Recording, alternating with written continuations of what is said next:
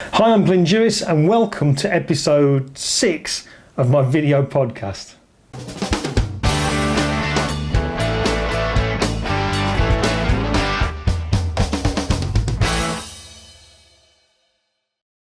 Alright, so to kick things off, I'm going to start off with a Photoshop tutorial. I'm going to take you through some of the retouching steps of the picture that you can see on screen now, which is one that I call Running Late. And this is a friend of mine called Stuart Warren who modelled for me at one of my workshops. And I've dropped him into a scene where we've put like a London background behind him. So like I said, it's not going to be the full retouch. There's actually a full tutorial of this online already over at a website called Retouch Pro, and I'll give you the details of that once we've done these few steps. But what I want to do is quickly show you just a couple of things on how this background was created, because the background wasn't one single shot. You see, any of you the guys that do compositing out there will probably relate to this, that sometimes it can be a real challenge to find the right background for a picture, and that was the problem I faced with this one here, because I was taking ages to find it. It took me a long time to get around to finishing off this retouch because I couldn't find a background. And in fact, when I did find one, it was when I was walking around central London with my buddy Dave Clayton, and we saw this road, which I think was not far off Horse Guards Parade in London.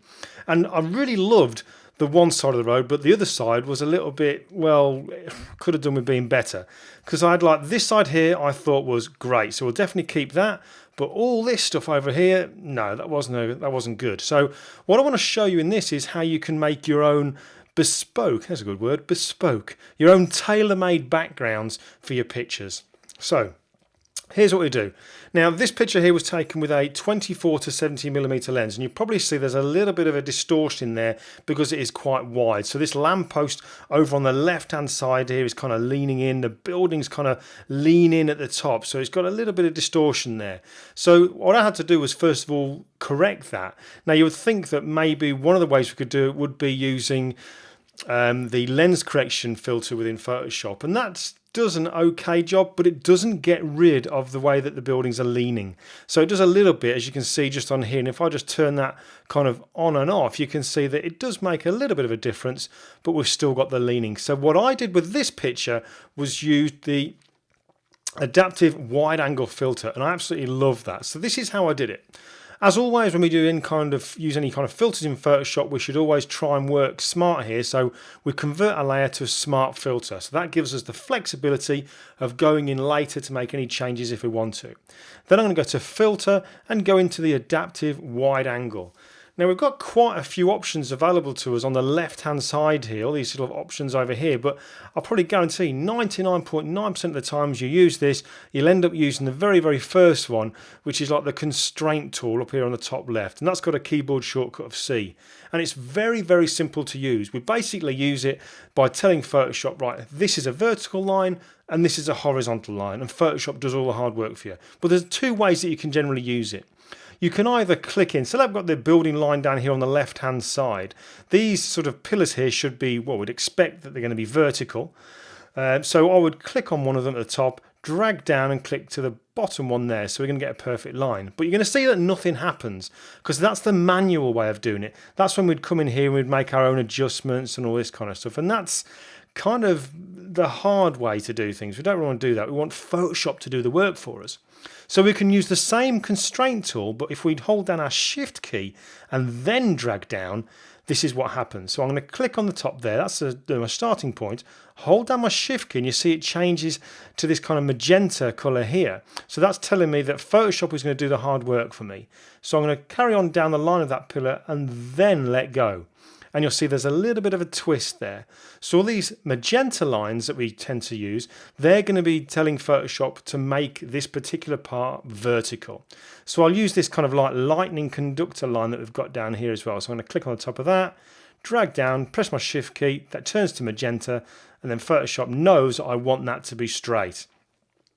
Now also the verticals, a good one to use is this one way in the distance down here, this kind of like triple archway we've got. So I'm going to use the horizontal line going across the top there. And that's quite a bit in the distance there. I could zoom in, but I'm going to do this a different way.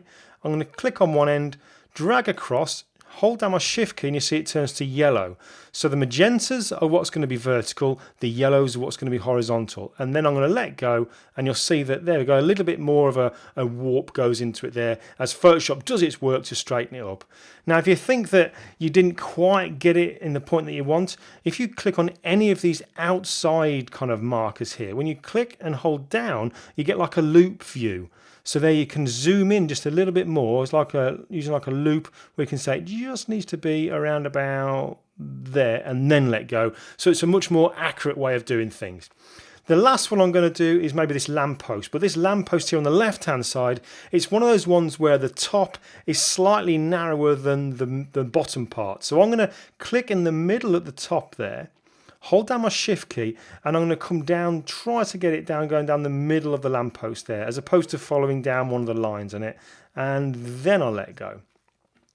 So that's already making quite a change. So we can see now we've got vertical lines and we've also got our horizontal lines. So this is looking good. Now in the bottom left down here, I've got a bit of a transparent area. Now I could maybe use content aware fill to get rid of that, but I can also use the scale here because I'm not too fussed about losing some of this area. So I'm going to click on the scale slider and just drag it over to the right. So it kind of like zooms in to the point where it gets rid of that transparent area. Maybe just a little bit more, something like that will do me fine. And then we'll click OK. So that then takes it over into Photoshop. I can see if I turn that on and off, we can see it makes quite a difference. It's not until you kind of turn this on and off that you do actually notice actually how badly distorted it was anyway. So I quite like that. And the fact that this is a smart filter means that I can just double click on the words adaptive wide angle. That'll then take me back into the adaptive wide angle filter, and so I can carry on doing any kind of adjustments if I want to. So that's the advantage of using the smart filters. So that's that kind of thing done there. Now the next thing I did in the picture, if you look at the end result here, was basically all I've done is flipped the left hand side over to the right hand side. So to do that, I need to find the dead center. So I'm going to go to View, New Guide, and in here in this little New Guide dialog box we've got horizontal and vertical, and by default it says kind of 0 centimeters, but I can actually override that and put in 50%. So 50% on the vertical will now give me a line going exactly down the center of my picture. So I'm going to zoom out just a little bit.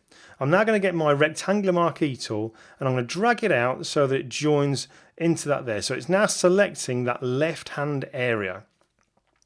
Then I'm going to go to Layer, New, Layer via Copy, or I've got the keyboard shortcut Command or Control J. So now that's put that up onto its own layer there. And while I'm actually working on that layer, you can see over in the right hand side here, I'm actually active now on that layer that I've just copied.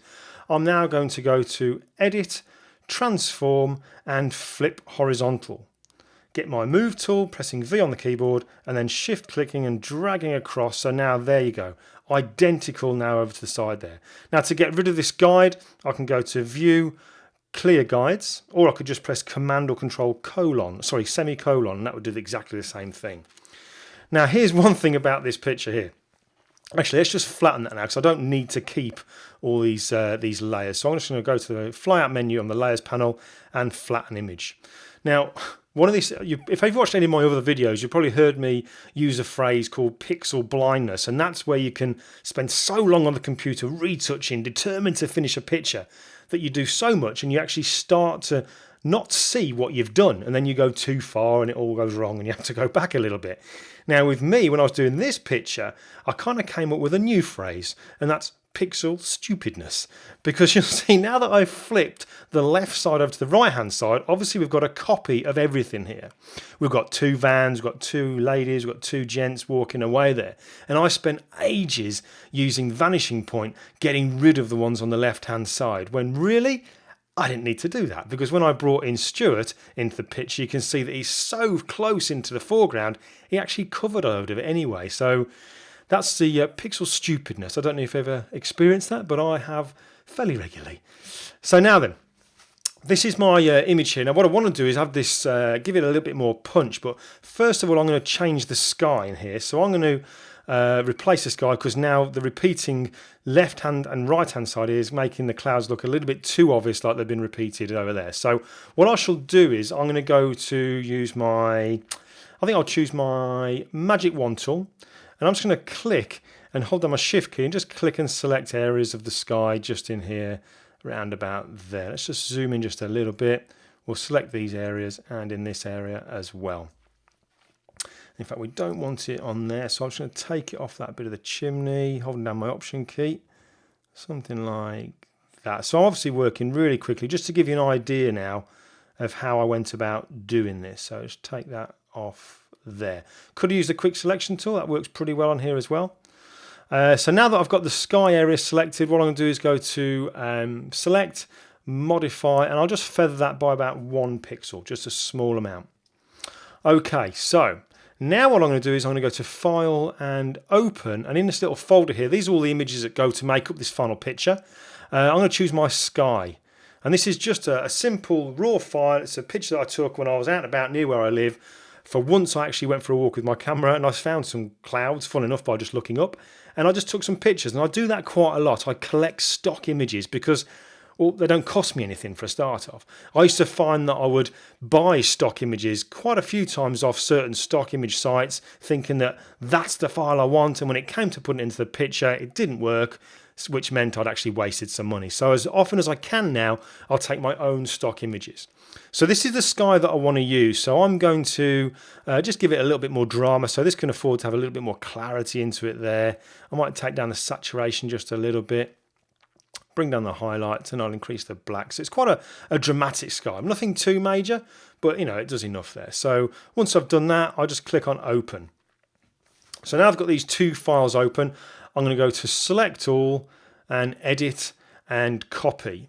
So that's now got this sky image in my computer's memory. Go back to my street, and the actual selection I've got on the sky is still active.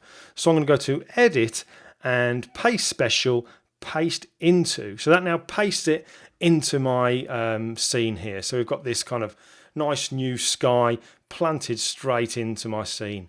Now if I think that it doesn't look quite right, maybe if I wanted to change that, I could just click on it, go to Edit and Free Transform, and I could probably, in fact, no, let's go to Warp, and I could change perspective.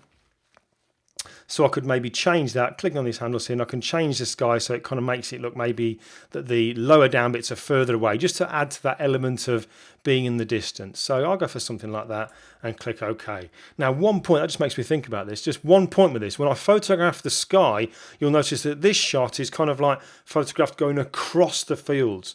So I get that element of depth where the clouds are bigger in the top of the frame and smaller in the bottom. So automatically you're getting that natural element of the distance in the picture. What I used to do was just kind of like lean back and point directly upwards. But the problem with that was when I did a photo of the sky by leaning backwards, all the clouds were the same size in the picture. So when I planted them into another image, they didn't have that element of depth. I hope that makes sense. Okay, so going back to the picture here, we've got my sky in, and I think, do you know what, I'm going to flatten that as well because I'm not overly fussed about changing it. I'm just going to do this for a little bit of speed, so I'll flatten the image. Now, one thing that I did also do with this, and this is probably the last thing that I want to show you here, is to give like I don't do HDR. I don't generally shoot high dynamic range images, but we do have HDR toning built into Photoshop, and that's pretty damn good for working on single layered images.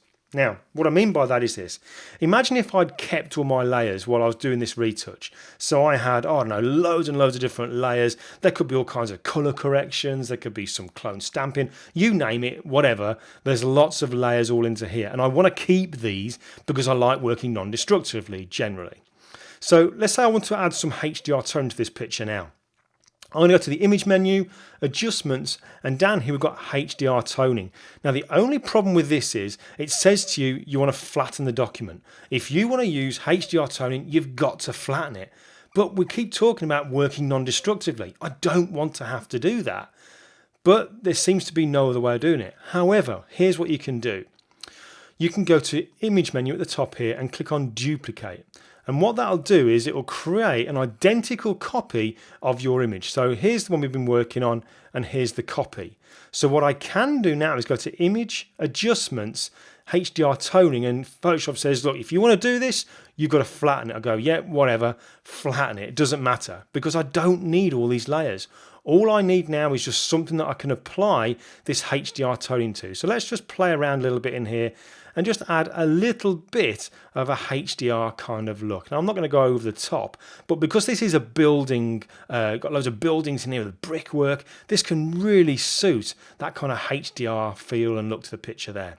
So let's just say that there. So that's before and after, before, after, before, after. Now, once I've done that, I'm going to go to select all, edit, copy, then I'll go back to my original image with all my layers that I want to keep, and I just go edit and paste. So that now puts it on the top of my layer, and because it is a layer, I've now got the use of opacity to kind of tone it down as to how much of that HDR tone that I want to have into the picture. So that's generally how I worked on the background. Obviously, there's a heck of a lot more that was done in this, which is why we ended up doing a webinar with Retouch Pro. There was bits where I added in our model Stuart here. Now, Stuart had quite a lot of work done to him as well, from the out of camera image to the image that you see now before it's taken over into the background of London, because his head wasn't quite this big. But basically what I've done is I've ended up taking Stuart over into the background. I'll show you, and in the webinar you'll see that there's lots of little tips and tricks that I show you about how to make a very, very quick selection of Stuart like I'm doing now. Because one thing I like to do when I'm doing selections and cutouts, well, a really handy way sometimes is to use quick mask. So you can make like a very, very quick selection, funnily enough, using the quick selection tool, and then you can come over to use the quick mask to find out areas that you've missed, and you can come in and add to them by painting in black. And that's all covered in that webinar, but also I've got a couple of videos on my YouTube channel that go into how I did this. And also I kind of cover about how I then, when I'm going to move Stuart over into the scene, I always had a layer mask because it gives you the flexibility of painting bits in that you may have missed earlier on, clicking him, dragging him over into the scene and plonking him in. And you'll see, because he is such a dominant kind of figure within the picture, you can see that when he's repositioned, he does cover the bits that I spent ages working on to remove over on the left hand side here. So that's what I want to show you in this particular session. Yeah, there you go. Oh, actually, before we finish off, I just want to quickly give you an idea of where the full retouch of this picture is, and that's over on Retouch Pro. So if you go over to retouchpro.com and you come to their homepage, on the left-hand side, you've got the site navigation, and the second option down says Retouch Pro Videos. If you click on that, you'll see that further on down in the menus here, you'll see that the there we go, just down there. That is where the actual webinar is. And it's roughly 2 hours long, where we go through absolutely everything. So I explain how I did the background, how I did all the dodging and burning, all the selections, adding in the birds, and then finishing off with the colouring and what have you. So the whole package is covered there in that 2 hour webinar. Okay, so that's all for now. Back to me, I guess. Okay, so rather than me giving you a photography tip this week, what I want to do is just let you know about some photography, Lightroom and Photoshop training that's coming up this month. Now, it's not from me, it's from my good mate David Mallows and Debbie Jones, who run the Photo Surgery website, which does all kinds of training for Lightroom, photography and Photoshop. And later on this month, they've got 2 particular courses coming up. So if you go to their website and then click on the training tab on the left-hand side and go to latest events, what you'll see is there's 2 particular courses, and these are the ones I want to make you aware of. The first one is coming up on the 18th of July this year in Aylesbury, and it's the Adobe Photoshop Lightroom 5 workshop. And I'll just give you an idea of what this is about. It's a half-day course, and this course provides all the fundamental building blocks of using Lightroom. It's great for anyone new to Lightroom or existing users looking to better their way of processing your raw images and all that kind of stuff. Now, Dave and Debbie's courses are always popular, so there is limited space on this, but definitely want to check that out. And it's only £99 for the course. So that's the 18th of July, and the other one is on the Sunday the 21st of July, and this is a bit more of an intense course. It's a studio day basically it takes you through the whole thing, setting up your tethered, shooting the whole lot. So to give you an idea, that's all about there. Covers the camera calibration, capture, color management, sorting, editing, printing, you name it, the whole thing. Dave and Debbie will take you through the whole process. So that's on Sunday, July the 21st. So if you want to check those out, definitely have a look at photo-surgery.com.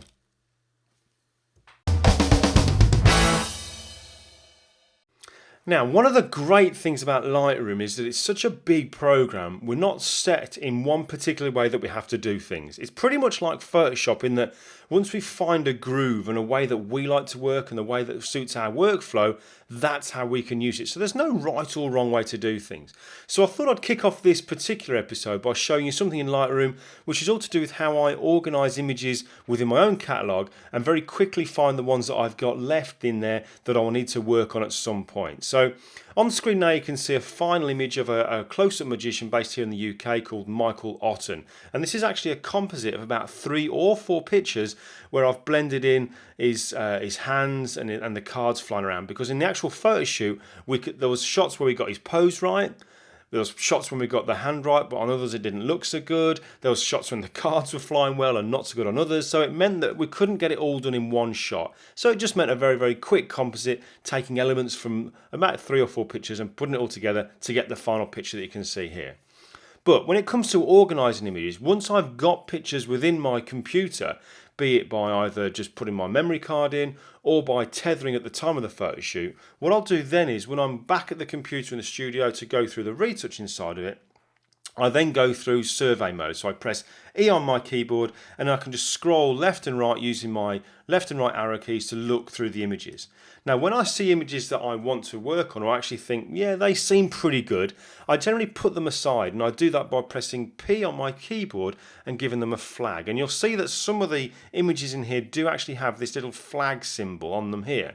So basically what I'll do is I'll quickly go through, I'll press P and it'll say flag as pick. Now incidentally, if you kind of change your mind later, if you want to remove that flag, just press U on your keyboard and you'll see that it says remove flag.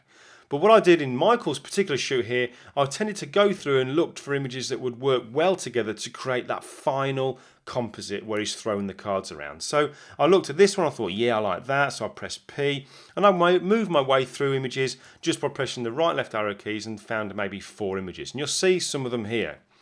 Now, I think I found maybe more than 4 at the time, but I didn't want to use too many. So to narrow it down even more, to say, right, these are the ones that I definitely want to work on, these images here, I then give them a label. So I tend to label things red when I know that I've still got stuff to do on them. Now, there's a couple of ways I can do that. When I've got an image selected, let's say this one here, I can then go to the photo menu at the top of the screen and set color label to red, or you'll see there's a keyboard shortcut here which says number 6. So I'll press 6 and you'll see it says set label to red. Now if I want to remove that label, I can just press 6 again and it says remove red label. So I'll press 6 so it becomes a red label. I'll then go through and I found the other images that I like this one here. Yep, definitely want to work with that one, so that's going to be a 6. That one there is going to be a 6, and I think that one there was a 6 as well.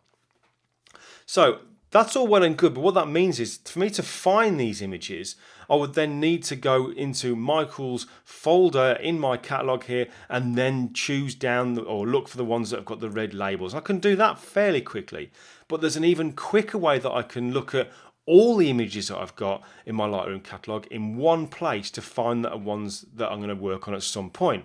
And that's using something called a smart collection. And this is something that I've only recently started using because, you know, I'm really getting more and more involved in Lightroom now, whereas before I tended to keep using it as just a very simple way of organising my pictures. Now I'm doing a lot more in Lightroom, as you've probably seen from previous videos. But here's how I use this now to find all the images in my Lightroom catalogue that I need to work on. I'll come over to the left hand side and it says collections here. So I'm going to click on the plus symbol, and one of the options I have is create a smart collection. So when this comes up, I get the choice where I can rename it. So I'm going to call this one to edit. So this is where all the pictures that I've got on my Lightroom catalogue or in my Lightroom catalogue that I need to work on, they're all going to show up in this particular folder here. So once I've named it, I can then come down to the bottom bit here and I'm going to choose some kind of like rules, if you like, to say to Lightroom, right, in this folder, I want you to put pictures that first of all have got well, they're flagged because it says pick flag. So first of all, I want you to put images in here that are flagged, but there could be quite a lot of those. So I'll tell you one other thing I want you to do.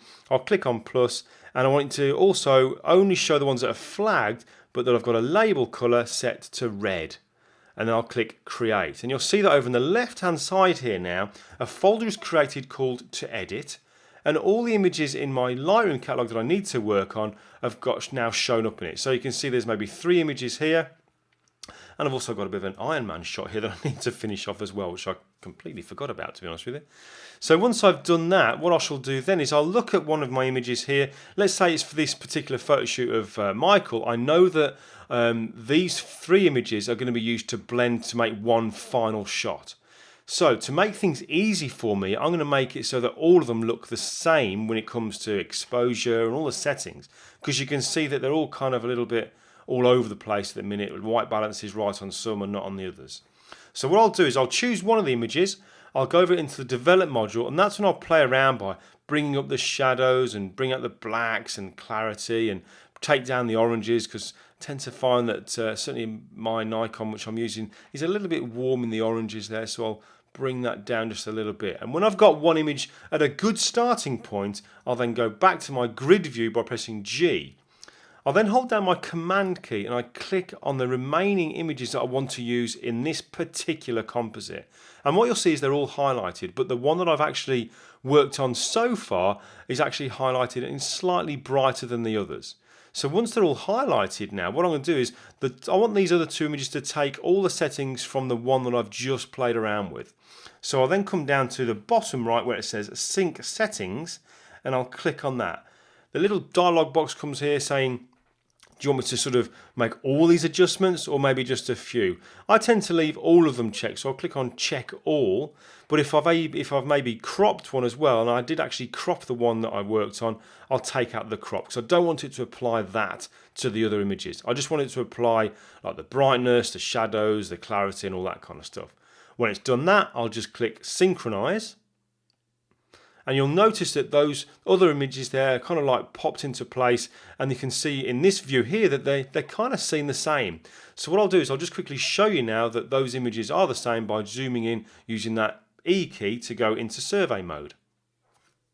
So I'll just click off the images here. Let's go to the first one, press E to go into survey mode, and you can see as I scroll through all 3 of them, all their exposures and the clarity and everything like that kind of matches well across all 3 images. So that's going to make life a lot easier for me when I then go to create that final composite. Now obviously Lightroom is, like I said at the start, it's a big program, so I'd be really interested to hear how some of you guys are organising your pictures and how you sort through them and find the ones that you want to retouch. So if you get a chance, just leave a little comment in the comment section below and maybe share that information so we can all benefit from it.